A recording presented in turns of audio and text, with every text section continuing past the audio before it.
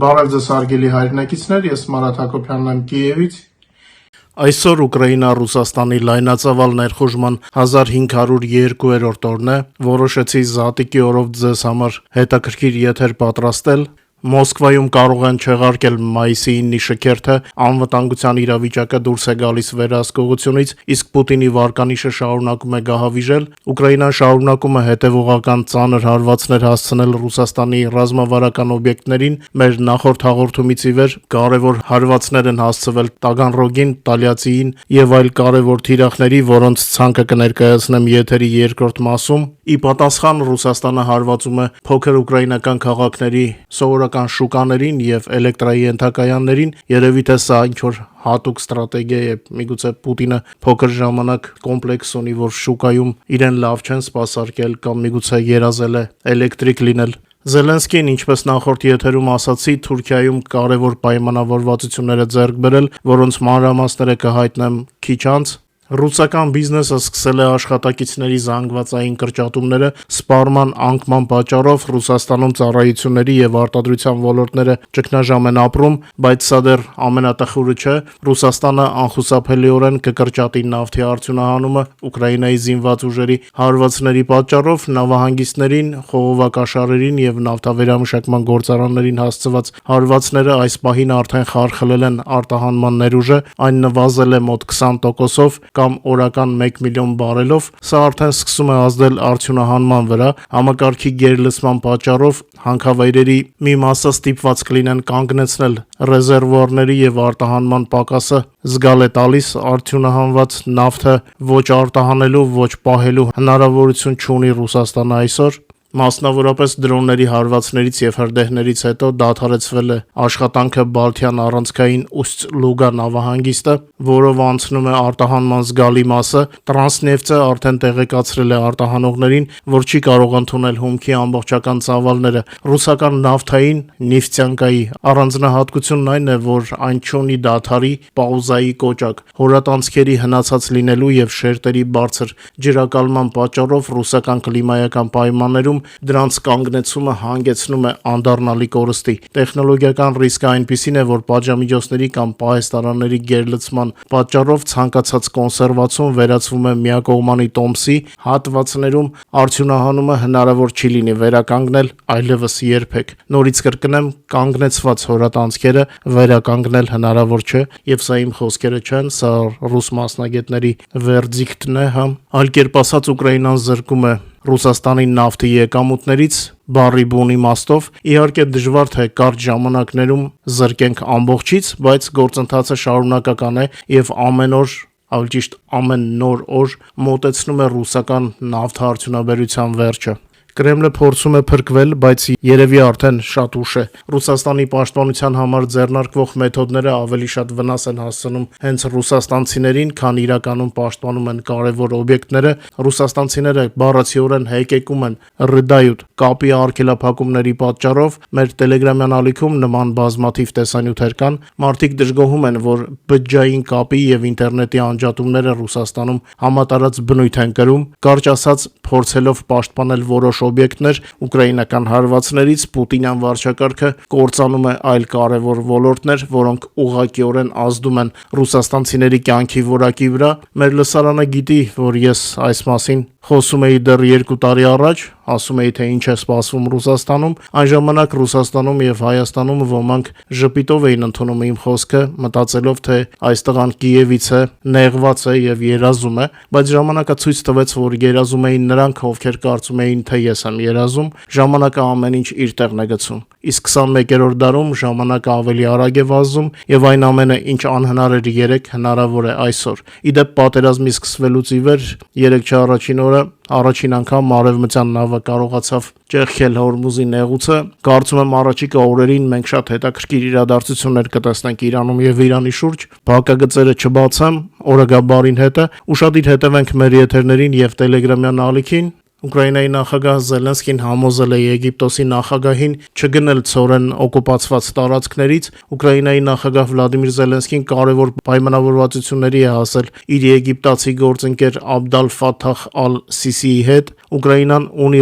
ռազմատեխնիկական համագործակցության զգալի ներուժ եւ մենք պատրաստ ենք աշխատել այդ ուղղությամբ նաեւ Եգիպտոսի հետ, նշել է Զելենսկին։ Այլ կերպ ասած, եթե առաջ ոմանց թվում էր, թե մենք ազդեցություն չունենք արտաքին խաղացողների վրա, հիմա բերանները բաց հետևում են կամ փորձում են ստեր հորինել մեր մասին, բայց իրենց ստերն էլ իրենց պես անհեռատես են, երբ որ Ռուսաստանում փորձում են ինչ-որ բան մտածել մեր դեմ, պետք է հասկանան, որ ցանկացած իրենց մտածած գործողություն միևնույնը թեքվելու է իրենց դեմ։ Եգիպտոսից տեղափոխվենք Ուկրաինա եւ Բրիտանիա։ Ուկրաինան ռազմաճակատում դուրս է եկել պլյուսի։ Զելենսկին հրապարակել է Mi-6-ի հետախուզական տվյալները ըստ բրիտանական հետախուզության գնահատականի։ Ուկրաինայի համար իրավիճակը այժմ լավագույնն է վերջին 10 ամիսների ընթացքում։ Եթե համեմատենք գրավված եւ ազատագրված տարածքները, Ուկրաինան դուրս է եկել դրական հաշվեկշռի մոտ 20 քառակուսի կիլոմետր ավել դեօկուպացված հող։ Սա ռուսների անցած ամիսների գրավածի դիմաց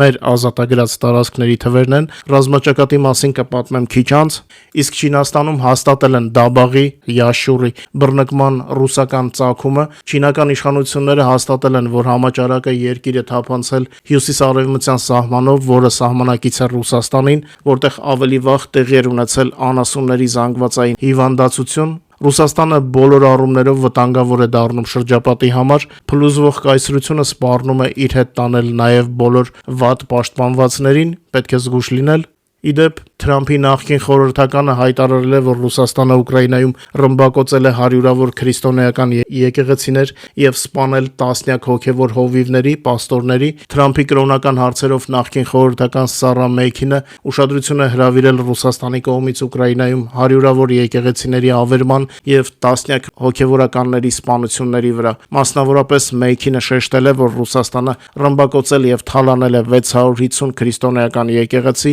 եւ սպանել գրեթե 50 հոգևոր հովիվ։ Հետաքրքիր է Մարիուպոլի հայկական խաչքարը, որը ռուս օկուպանտները ծանր մուրճով կուվալդայով ջարդեցին, կա արդյոք ամերիկացիների ցուցակում, թե ոչ։ Առիթ ունեցել եմ ձեզ պատմել, որ արդեն ռազմական գործողություններից հետո հայկական խաչքարը, որը հրաշքով չէր վնասվել, ռուսները պարզապես կոտրեցին ծանր մուրճով։ Իսկ քաղաքական փորձագետները նշում են Պուտինի պատրանքների փլուզման մասին, մատնանշելով, թե ինչպես Իրանում պատերազմը զրոյացրեց Պուտինի ռազմավարությունը, Իրանում էսկալացիան Կրեմլի համար վերածվեց ռազմավարական թիկունքի կորստի եւ Ռուսաստանի որպես աշխարհաքաղաքական վտարանդի իզգոյի արագացված վերացման։ Ամերիկայի եւ Իսրայելի կողմից իրանական վարչակարգի դեմ լայնածավալ ռազմական արշավի մեկնարկից մեկ ամիս անց պուտինյան քարոզիչները փորձում են այս հակամարտությունը ներկայացնել որպես արևմուտքի ուշադրության շեղում Ուկրաինայից, սակայն իրական պատկերը հակառակն է վկայում։ Պուտինի համար այս ամիսը դարձավ բազմաբևեռ աշխարհի մասին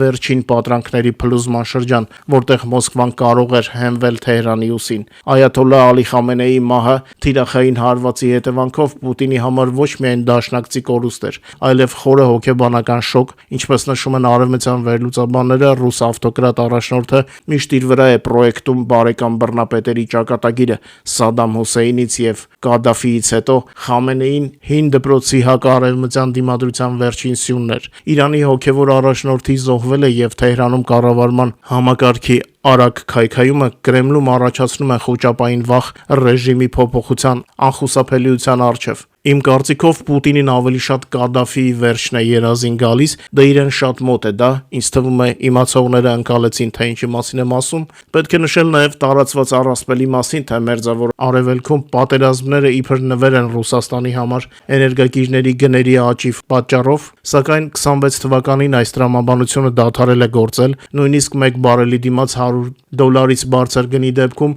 Ռուսաստանը չի ստանում սպասված օգուտները։ Նախ տեղի են ունենում Ռուսաստանի ստվերային նավատորմի շրջափակումը, Ամերիկայի եւ Եվրոմիության խստացված հսկողությունը խախտող տանկերների նկատմամբ ռուսական նավթի արտահանումը վերածում է լոգիստիկ մղձավանջի, երկրորդը Ուկրաինայի հարվածները ռուսական նավթավերամշակման գործարաններին, Ռիազանից մինչև Թաթարստան Ուկրաինական դրոնների համակարգված հարձակումները Մոսկվային զրկում են բարձր հավելյալ արժեքով նավթամթերք արտահանելու հնարավորությունից, վերջապես պատժամիջոցային զեղչերը Հնդկաստանն ու Չինաստանը օգտվելով Մոսկվայի մեկուսացումից պահանջում են զեղչեր, որոնք փաստացի ուտում են նավթի գնի ողջ ռազմական հավելավճարը։ Ռազմական քաղաքականության համատեքստում Իրանը Պուտինյան պատերազմական մեքենայի համար տեխնոլոգիաների առանցքային մատակարար էր, շահեդ դրոններից մինչև բալիստիկ հրթիռներ։ Իրանի նման իզգոյ աջակցի կորուստը Ռուսաստանի համար նշանակում է ռազմավարական միայնություն, ստրատեգիչսկое одиночество։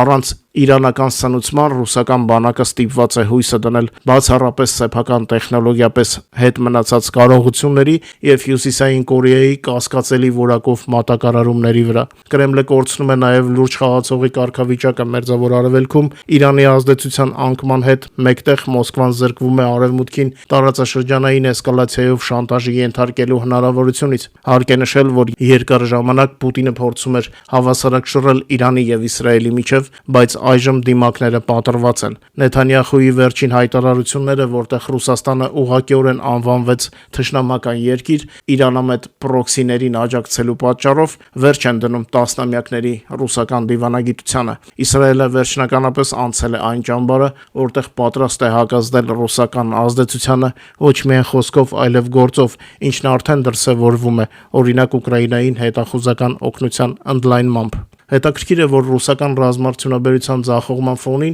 ուկրաինական պաշտպանական հատվածը ցուցադրում է հեղինակության զգալի աճ, Ուկրաինան սկսել է ակտիվորեն արտահանել իր եզակի հակաանօթաչու տեխնոլոգիաները Պարսից ծոցի երկրներին՝ Արաբական Միացյալ Էմիրատներ, Սաուդյան Արաբիա, Կատար։ Արաբական միապետությունները, որոնք տառապում էին իրանական դրոններից, Կիևի մեջ տեսան հուսալի տեխնոլոգիական գործընկերոջ, ճիշտ է դեռ այդ համագործակցությունը չի ստացել ամբողջական բնույթ, բայց աշխատանքը կամաց-կամաց սկսվում է, այնպես չէ, որ Զելենսկու այցից հետո ամբողջությամբ արաբական երկրների օդը ուկրաինացի մասնագետներն են վերահսկում, կտոր-կտոր սկսվում է այդ վերահսկողությունը։ Սա պարզապես առևտուր չէ, սա դրոնային դիվանագիտություն է, որը բարձրացնում է Կիևի միջազգային հեղինակությունը եւ դուրս մղում Ռուսաստանին իր ավանդական սպառազինության շուկաներից, ընդհանուր առմամբ պատերազմի այս մեկ ամսվա արդյունքը մխիթարական չէ Կրեմլի համար։ Երկրորդ ճակատի փոխարեն, որը պետք է սպառեր Ամերիկայի ռեսուրսները, Պուտինը ստացավ իր գլխավոր ռազմավարական թիկունքի կործանումը։ Ռուսաստանը արագորեն վերածվում է թունավոր աուտսայդերի, որի խաղադրույքները չարի առանցքի վրա հանգեցրին աշխարհաքաղաքական հետընթացի դեպի աշխարհի ոչ ամենաազդեցիկ երկրների ակումբ։ Իսկ Բրիտանիայում կարծում են, որ Ուկրաինան դարձել է Մերձավոր Արևելքի պատերազմի անսպասելի հաղթողը, այս մասին գրում է Telegraph պարբերականը։ Հիմնավորելով այս տեսակետը, փորձագետները նշում են, որ Ուկրաինան ունի ամենակարևոր առավելությունը եզակի մարտական փորձ, այդ թվում անօթաչուների դեմ պայքարի ոլորտում, մասնավորապես որսիչ դրոնների, դրոն պերեխվատչիկների կիրառմամբ։ Մասնագետների կարծիքով Ուկրաինան արագորեն հարմարեցնում է տեխնոլոգիաները եւ ընդունակ է ընդլայնել արտադրությունը։ Պոտենցիալ խոսքը տարեկան մինչև 10 միլիոն միավորի թողարկման մասին է, ինչը գերազանցում է նույնիսկ Չինաստանի հնարավորությունները։ Ի դեպ, կարևոր նյուանս նշեմ, քանի որ Չինաստանը մեր ճամբարում չէ դեռ, մեր դրոնները բացարձակ ավտոնոմ արտադրություն ունեն, որպեսզի զերծ լինենք ուրիշի կախվածությունից։ Այս ֆոնին Պարսից ծոցի երկրները արդեն իսկ իրական հետաքրքրություն են ցուցաբերում ուկրաինական մշակումների նկատմամբ, դե գիտեք, շատ եմ պատմել այդ մասին։ Բացի այդ, ուկրաինացի զինվորականները ցուցադրում են հոբ համակարգերի, այդ թվում Պետրիոտների կիրառման բարձր արդյունավետություն, ինչը ընդունում են նաև արևմտյան գործընկերները, ամերիկացի գեներալները, ինչպես օրերս ձեզ պատմեցի, չեն թաքցնում, որ մեզանից են սովորում իրենց իսկ զենքի ավելի արդյունավետ կիրառումը։ Դե Ռուսաստանի հետ պատերազմ ամեն օր չի լինում, իսկ կռվողը մենք ենք։ Ռուսաստանի դեմ պատերազմի 4 տարիները օգնեցին մշակել այդ համակարգերի թանկարժեք հրթիռների կիրառման գրագետ մարտավարություն։ Իրանական սպառնալիքի ֆոնին տարածաշրջանի պետությունները պատրաստ են ներդրումներ կատարել Կիևի տեխնոլոգիաների մեջ, ավելի ու ավելի շատ երկրներ են սկսում հասկանալ ժամանակակից պատերազմը ցույց տվեց, որ էժան, բայց բարձր ճշգրտության զենքը կարող է լինել արդյունավետ եւ ռազմավարական առումով խիստ նշանակալի։ Իսկ այդ ընթացքում ռազմաճակատում շարունակվում է ռուսական զորքերի եւ տեխնիկայի ոչնչացումը, թվերը կրկին տպավորիչ են։ Եվս մեկ ուրախացնող լուր զատկի օրով ուկրաինացի պիլոտը համաշխարհային ռեկորդ է սահմանել շահեդ դրոնի խոցման գործում։ Ուկրաինացի պիլոտը Sting շահեդ որսացող սարքերով 500 կիլոմետր հեռավորությունից խոցել է 2 ռուսական շահեդ հարձակողական դրոններ։ Տեղեկացվում է, որ պիլոտը Ռոմանը Բուլավայի ստորաբաժանումից է, որի անվանական նշանը Խալկ է։ Խոցել է ռուսական շահեդ դրոնների 500 կիլոմետր հեռավորությունից։ Սա առաջին դեպքն է, երբ որևէ մեկը փորձել է խոցել ոչ թե մեկ, այլ 2 շահեդ դրոն արձակման վայրից այդպիսի հեռավորության վրա։ Դե որքան հեռվում կարողանանք խփենք, այնքան ավելի լավ մեր համար, որովհետև գիտեք, խոցված բեկորներն էլ երբեմն վնաս են պատճառում անկման պահին։ Ընդհանուր առմամբ ռազմաճակատում անցած 2 օրում տեղի է ունեցել 306 մարտական բախում։ Ուկրաինայի զինված ուժերը անցած 2 օրվա ընթացքում ոչնչացրել են 2290 ռուս օկուպանտների եւ նրանց 5416 միավոր տեխնիկան եւ սպառազինությունը։ Այս մասին հայտնում է Ուկրաինայի գլխավոր շտաբը, իսկ թշնամու ընդհանուր կորուստները 22 թվականի փետրվարից ի վեր ըստ արձանագրված տվյալների գնահատվում է արդեն 1,303,550 օկուպանտ։ Մինչ մեր հաղորդման մյուս թեմաներին անցնելը խնդրում եմ օգտագործել YouTube-ի գործիքները մեր եթերի առաջխաղացմանը նպաստելու համար, խնդրում եմ լայքեք եւ եթե հնարավոր է կիսվեք մեր հեռարձակմամբ սոցիալական ցանցերում։ Հիշեցնեմ նաև, որ օրը 24 ժամ կարող եք տեղեկանալ Ուկրաինայի եւ Ուկրաինայի շուրջ նորությունների մասին մեր Telegram-յան ալիքից, QR կոդը ձեր էկրաններին է։ Տեղադրում ենք նաև տեսանյութեր Իրանից եւ թե ինչպես են ուկրաինական հակաշահեդ դրոնները Մերձավոր Արևելքում նույնպես շահեդներ որսում։ Օգտվելով առիթից ուզում եմ շնորհակալություն հայտնել ձեզ ամեն օր ինձ ցուցաբերած աջակցության համար, ձեր լայքերով եւ մեր հեռարձակումը սոցիալական ցանցերով տարածելով շատ եք օգնում, շատ շնորհակալ եմ ձեզ։ Դե Սուրբ Զատիկի օրով եթերը պետք է հատուկ լինի եւ այսօրվա թեմաներն են հատուկ, հուսամ ձեզ դուր կգան։ Քրիստոսի հարության տոնին ձեզ մաղթեմ խաղաղություն,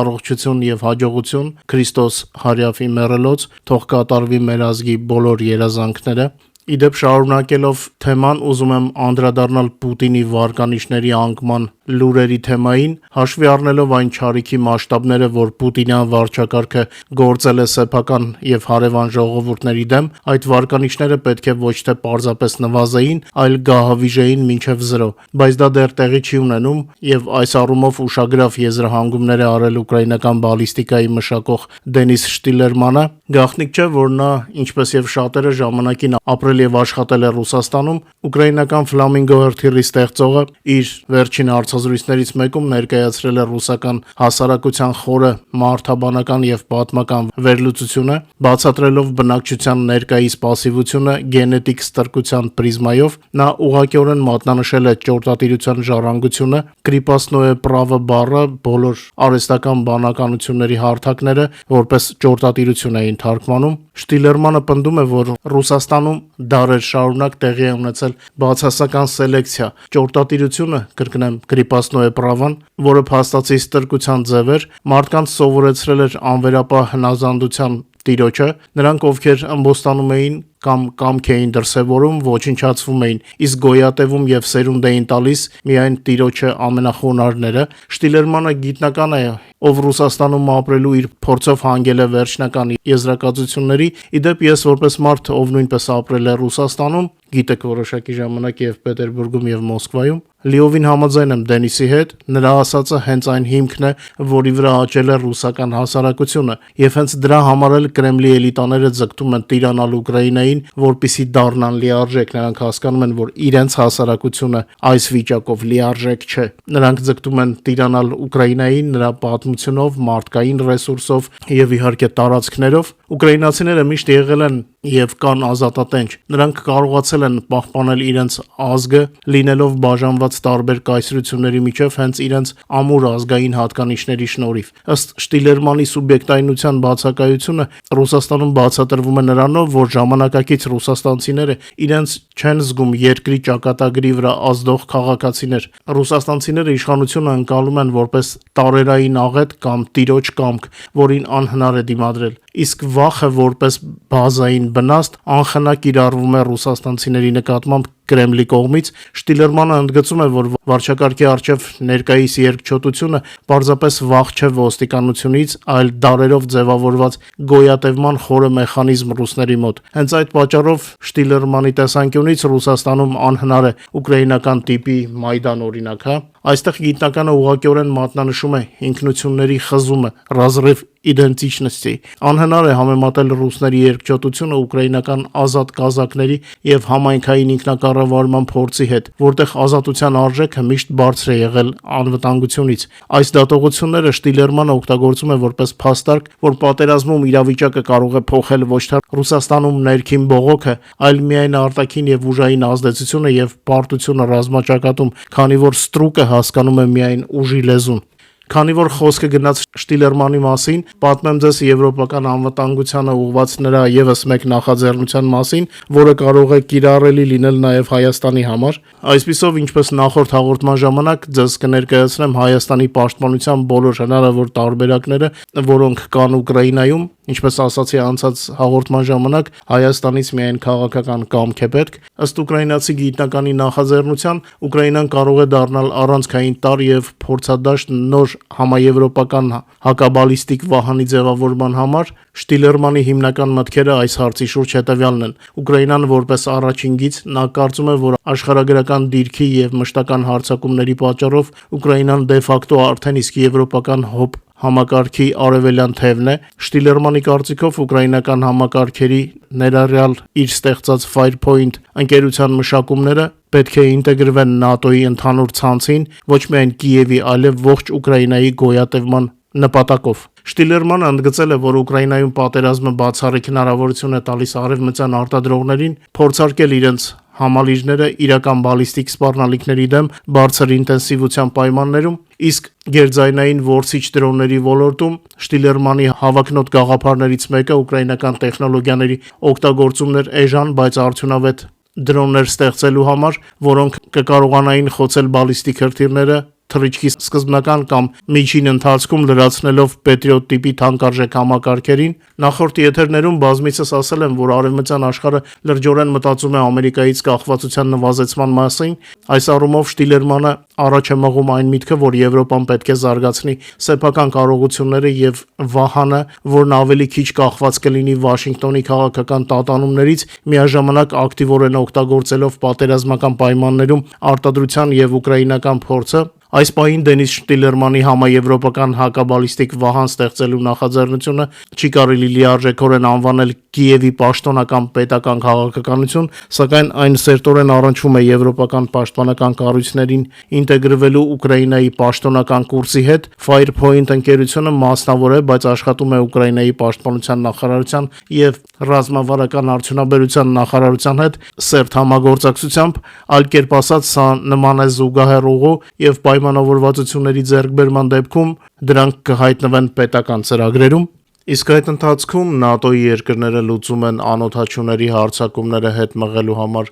էժան միջոցների պակասի խնդիրը։ Լեհաստանը ծրագրում է սկսել Mark 1 հակաօդային պաշտպանության մինի հրթիռների սերիական արտադրությունը դրոնների դեմ պայքարելու համար, իսկ Գերմանիան Ռուսաստանի կողմից բխող հիբրիդային սպառնալիքների պատճառով սահմանափակել է զորակոչային տարիքի տղամարդկանց ելքը երկրից։ Կանցլեր Մերցը խոսում է Ռուսաստանի կողմից Եվրոպային սպառնացող հիբրիդային վտանգի մասին, ուստի Բունդեսթագը օրենքներ է ընդունել Բունդեսվերի բարեփոխմանը ուղղված եւ սահմանափակել է տղամարդկանց ելքը։ Երկրում ուժի մեջ է մտել օրենքը, ըստ որի 17-ից 45 տարեկան բոլոր տղամարդիկ պետք է թույլատվություն ստանան Բունդեսվերից, եթե ցանկանում են մեկնել արտերկիր 3 ամսից ավել ժամկետով։ Այս մասին հայտնել է գերմանական Berliner Zeitung պարբերականը։ Հետաքրքիր է, որ սոցիոլոգները արձանագրում են ռուսաստանցիների շրջանում պատերազմի աջակցության կտրուկ անկում, հատուկ ռազմական գործողություն կոչեցյալի կողմնակիցների թիվը գահավիժել է մինչև 24%, ագրեսիային առավելագույն աջակցությունը սոցիոլոգները դեռևս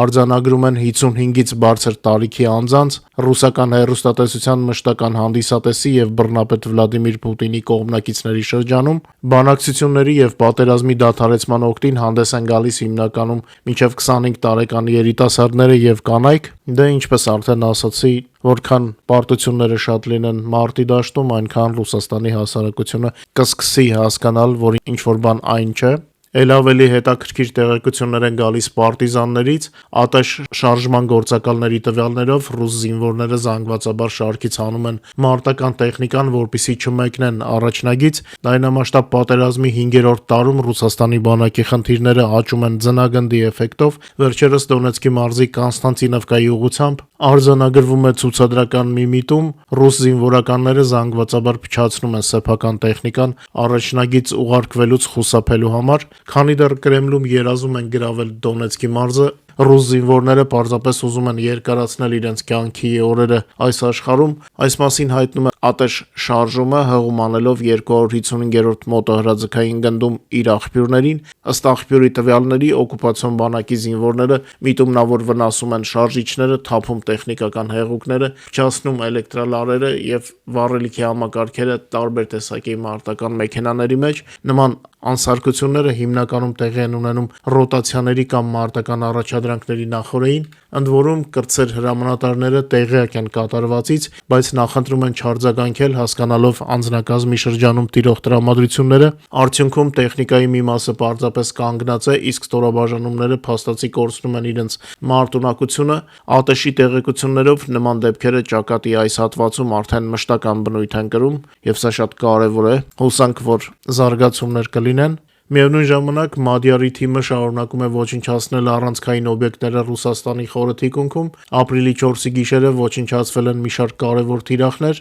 Գրավված Ֆեոդոսիայում խոցվել է չափազանց արժեքավոր օբյեկտ S-400 համալիրի բազմաֆունկցիոնալ ռադիոլոկացիոն կայանը, որն ընդունակ է հայտնաբերել թիրախները մինչև 600 կիլոմետր հեռավորության վրա։ Զուգահեռաբար Դոնեցկի մարզի գրավված Զաչատովկայի շրջանում ոչնչացվել է Տոր Հոբ համալիրը, հաստատվել են նաև հարվածներ Լուգանսկի մարզում Զու-23-2 զենիթային կայանքի եւ վառելիքի ցիստերնին։ Բացի այդ խոցվել են լոգիստիկ հաբեր, պահեստներ եւ կառավարման կետեր Դոնեցկի, Լուգանսկի եւ Զապորոժիեի օկուպացված տարածքներում։ Մադիարը հայտնել է նաև Բրյանսկի եւ Կուրսկի մարզերում շահեդ տիպի դրոնների արձակման ենթակառուցվածքների խոցման մասին։ Ոչնչացվել է 2 հաբ եւ դրոնների պատրաստման կետեր։ Ռոստովի մարզպետ Յուրի Սլյուսարը խոստովանել է, որ ապրիլի 4-ի գիշերը տարածաշրջանի ռազմավարական օբյեկտները, այդ թվում նավահանգստային ենթակառուցվածքները, ենթարկվել են հրթիռային հարվածների։ Տագանրոգում Ուկրաինայի զինված ուժերը պարբերաբար հարվածում են Ատլանտ աերոգործարանին, որը դրոններ է արտադրում օկուպացիոն բանակի համար։ Միևնույն ժամանակ Ուկրաինայի անվտանգության ծառայության SBU-ի դրոնները կանգնեցրել են Ալչևսկի մետալուրգիական կոմբինատի աշխատանքը։ Այն նույնպես գտնվում է օկուպացված տարածքներում եւ ռուսները օգտագործում էին իրենց բանակի համար։ Ռուսների շրջանում ուշագրավ լուրեր են տարածվում իրենց պարտությունների մասին։ Ռազմական բլոգերները սկսել են իրենց հայրենակիցներին նախապատրաստել նրան, որ ամռանը Ուկրաինան նրանց համար իսկական դժոխք կսարքի եւ հուսահատ կանխատեսումներ են անում Ղրիմի կամրջին հասցվելիք հարվածի մասին։ Ինձ դուր է գալիս թշնամու մտքերի նման ընթացքը, որ թշնամին վախենում է, դա արդեն հաջողության կեսն է։ Ուկրաինայի զինված ուժերի գլխավոր շտաբը հաստատել է ռուսական Ինախոձեց դրոնների ոչնչացումը, որը հայտնի է նաև արտահանման Արիոն անվամբ։ Այս թանկարժեք դրոնը ոչնչացվել է օկուպացված Ղրիմի Կիրովսկայի օդանավակայանին հասցված հարվածի ժամանակ։ Բացի այդ, ըստ զինվորականների տվյալների, եւս 3 նմանատիպ դրոններ ստացել են տարբեր աստիճանի վնասվածքներ։ Գիշերը Ուկրաինայի պաշտպանության ուժերը նորից հաջողությամբ գրոհել են Բալտիկ ծովում Ռուսաստանի ամենամեծ նավահանգիստը Պրիմորսկը եւ Նիժնի Նովգրոդի մարզի նավթավերամշակման գործարանը։ Հարվածները հասցվել է հեռահար դրոնների կիրառմամբ։ Լենինգրադի մարզի նահանգապետ Ալեքսանդր Դրոզդենկոն հայտնել է օբյեկտի անվտանգ այրման մասին «Բիզապասնայ վիգարանիա» իրենց լեզվով։ Պետք է ասել, որ ռուսների հնարամիտ ձևակերպումների պակաս չկա ուկրաինական հարվածների ֆոնին, ինչ ասես, որ չեն հորինի պարտությունը այլ կերպ ներկայացնելու համար։ Սա նման է բացասական հարձակման արտահայտությանը։ Դե մեզ համար կարևոր չէ, թե իրենք ինչպես են անվանում, կարևորը հաջող խոցումն է։ Պրիմորսկը նավթի արտահանման ռուսական առանցքային նավահանգիստներից մեկն է։ Այս գարնան ընթացքում նավահանգիստը արդեն 3-րդ անգամ է հայտնվում ուկրաինական հարվածների տակ։ Առաջին գրոհը տեղի էր ունեցել մարտի 23-ի գիշերը, երկրորդը մարտի 27-ին։ Շարքից դուրս են բերվել նավահանգստի ամբարային հզորությունների մոտ 40%-ը, վնասվել են նաև լցնող ենթակառուցվածքներն ու նավթամատույցները, նավթի բեռնումը նավահանգստում դադարեցվել է։ Ուկրաինայի զինված ուժերի գիշերային հարձակման երկրորդ թիրախը դարձավ Քստովոյի նավթավերամշակման գործարանը ուկրաինական սահմանից մոտ 800 կիլոմետր հեռավորության վրա։ Նիժնի Նովգորոդի նահանգապետ Գլեբ Նիկիտինը նույնպես հիշատակել է բեկորների անկման մասին։ Ըստ նրա տվյալների, հրդեհ է բռնկվել Լուկոյլի նավթային ընկերության 2 օբյեկտներում, դե իրենց մոտ միայն բեկորներն են ընկնում ու վնաս պատճառում։ Տղամարդկություն չունեն, պարզ ասեն, որ խոցվել են։ Վնասվել է նաև Նիժնի Նովգորոդի ջեկը, ինչի պատճառով տարածաշրջանում արձանագրվել են էլեկտրաէներգիայի խափանումներ։ Տեղի բնակիչները հայտնել են առնվազն 20 պայթյունի մասին։ Ռուսական ՀՕՊ-ը ակտիվ աշխատել է, սակայն որոշ դրոնների հաջողվել է ճեղքել պաշտպանությունը եւ հասնել թիրախներին։ Քստովոյի գործարանը 25 թվականին ուկրաինական հարվածների տակ է եղել առնվազն 3 անգամ։ Սա Ռուսաստանի հզորությամբ 4-րդ նավթավերամշակման գործարանն է։ Հարվածներն ու խոցված թիրախները շատ են, միշտ բարձր տրամադրություն ունենալու համար չմոռանաք հետևել մեր Telegram-յան ալիքին։ Հղումները տեղադրում ենք նաև մեր բոլոր եթերների նկարագրության եւ մեկնաբանությունների մեջ։ Եվ իհարկե անուշադրության չենք մատնում Զելենսկու եւ Էրդողանի հանդիպումը։ Ըստ թուրքական մամուլի հաղորդագրությունների Էրդողանը շատ էր ցանկանում Պուտինին փոխանցել Սև ծովի անվտանգության վերաբերյալ ուղերձը, սակայն այդ անվտանգությունը կլինի միայն այն դեպքում, եթե Թուրքիան թույլ չտա ռուսական ստվերային նավատորմին նավ տեղափոխել, այլապես դա ստիպված կլինենք անել մենք, ինչպես եւ անում ենք։ Մնացած բոլոր դեպքերում մենք վստահ նայելու ենք նրանց աչքերի մեջ, ինչպես դա արեց Զելենսկին, եւ պաշտպանելու ենք մեր շահերը։ Իսկ ուկրաինական հակադրոնային համակարգերի վերաբերյալ պայմանագրերը կլինեն այն ժամանակ, երբ Թուրքիան պատրաստ կլինի ստորագրել դրանք ուկրաինական անկալմամբ։ Առայժմ պարզապես բանակցություններ են գնում թուրքերի այդ պաշտպանության հանդեպ հետաքրքրության ֆոնին։ Բացի այդ, կան պայմանավորվածություններ